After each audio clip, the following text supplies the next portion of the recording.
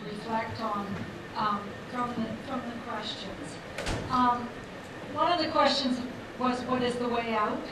And if I knew the answer to that, I would be in a very fine position.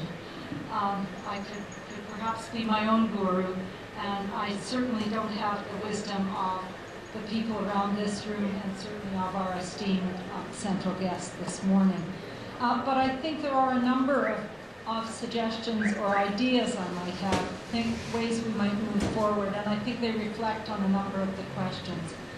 I think it's important that we recognize very clearly that the state has been devalued in this process of globalization, so that the state now has, I would argue, very little power, if any power, left. So while it's interesting to hear the ways in which the economic language tends to suggest that states can change what goes on within the nation state, I don't think at the present time they're able to do that. So I think we have to start off by a recognition of the lack of power really that currently exists in the nation state. And I'm not therefore saying that the nations oughtn't to be bringing into place more moral exercise of economic and social policy. I think they should certainly be working towards that, but I think that their power is somewhat limited. I think, interestingly enough, of what we hear in my own country, which is that because we have a very decent set of social policies to ensure health and minimum basic necessities for people, and some minimal, more than minimal social assistance, our labor is often told that unless they are willing to take rollbacks and stop asking for decent health and stop asking for decent social assistance, our companies will move to India and Pakistan and Sri Lanka and South America. So our workers are threatened by the fact that you can do something cheaper here than can be done there. In other words, we are threatened that we won't have health care unless we go to the base of not providing food, education, and security for people. It's an interesting idea. The nation state has somewhat limited power in those circumstances. And I understand that now that you've become an economic power, your nation, some of your industry is also now moving offshore. So I think we certainly have to consider whether places like the World Bank, the World Trade Organization, the regional banks are somehow held accountable. Currently, those are really effectively independent bodies that are not held accountable by anybody. So when we have the United Nations, while we all know that it doesn't work perfectly, it does hold countries accountable.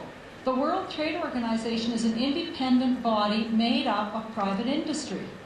And when they put into place something like the TRIPS agreement for drugs, which has resulted in the AIDS epidemic in Africa becoming worse rather than better because there's no requirement to provide those drugs, which are perfectly available in the wealthier countries, to people who are dying in Africa, I think we then have to start questioning whether there oughtn't to be some control over those bodies.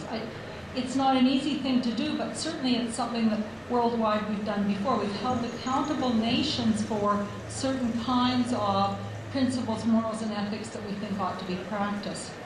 I think education is certainly the way we need to go, but I think the World Bank got there first. Because I think what's happened is everybody now thinks the two big issues are education and poverty, and they are. The problem is that the World Bank's solving poverty, as you know. It's now taken over poverty and it's solving it, and everybody's going to get $1 a day, and we heard this morning the issues that arise with the $1 a day solution. It doesn't make sense, and nobody is out of poverty with $1 a day. The second thing is with education. We now have, for example, and I've been intimately involved with this, we had the World Bank putting $5 million a year into educating young children in Angwanatis in the slums of Mumbai. I was also teaching in the slums of Mumbai, and the World Bank schools were empty day after day after day after day. and that's a crime. That's not a solution. That's actually adding to the problem. So I think when we talk about education, we have to talk about not simply the kind of first world giving money to the third world so that some problem is then solved by the transfer of what in effect are quite minimal funds.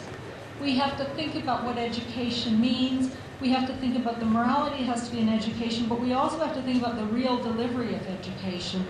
And I don't think that's happening in the way this is going on now. I don't think this is happening by bilateral aid agreements. And I think we can see this clearly in this country, but we can see it in many countries, and we can also see the impoverishment of education in some of the so-called rich economies as well. So I think we have to look seriously at that. Give me one more second. I think we need to think about who's counted in globalized waste. Because what we talk about when the multinational companies and the World Trade Organization talks about waste, they don't include the waste of the classes of people who are now the basic working classes. So we need to do an economic analysis of what we mean when we talk about global waste. And I don't think we've done that. So one of the questions for the modern economy is, who's worthy of consideration in these economic calculations? Because it's very clear, if you start to look at how people are getting things, we start to decide who are the worthy poor and who are the non-worthy poor. Who are the people who are going to count in our economic costing, and who are not going to be counted in our economic costing. We're not doing that kind of costing. We can do it. We could talk, for example, about studies that looked at the cost of exclusion. We could talk about the cost of exclusion. We could talk about the cost of not educating people. We could talk about the cost of violence, but we don't talk about those things. We talk about the cost of moving the engine of the economic engine of industry. And that's what we cost out. So we have an economics now which only costs out the advantage of development. It doesn't cost out the advantage of excluding people from development. We can do that. We have economic ways of doing that kind of accounting, but we haven't even thought about it. And finally, I guess I'd say, just listening to everybody, that what we need to think about is being very careful not to blame the poor and the disempowered and the families for what's going on. It's true that lots of people watch television, and it is a problem, and some people are trying to address it. But I think that we can hardly hold the poor accountable for liking Coca-Cola and McDonald's. I think we have to hold the people who are selling those goods to people accountable for that. And I think it's very important to figure out how we start to hold people accountable for creating those demands. If your grandchildren have demands, they have demands because they've been sold those demands, not because they were born with a need for a tinker toy or a plastic cart. I don't know if anybody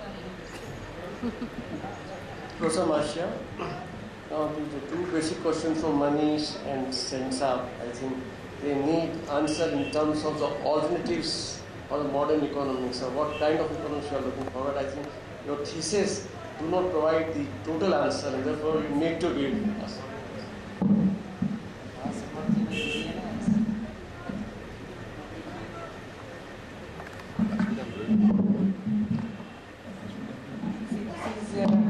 Question answer session, so I should be very brief in giving the answer.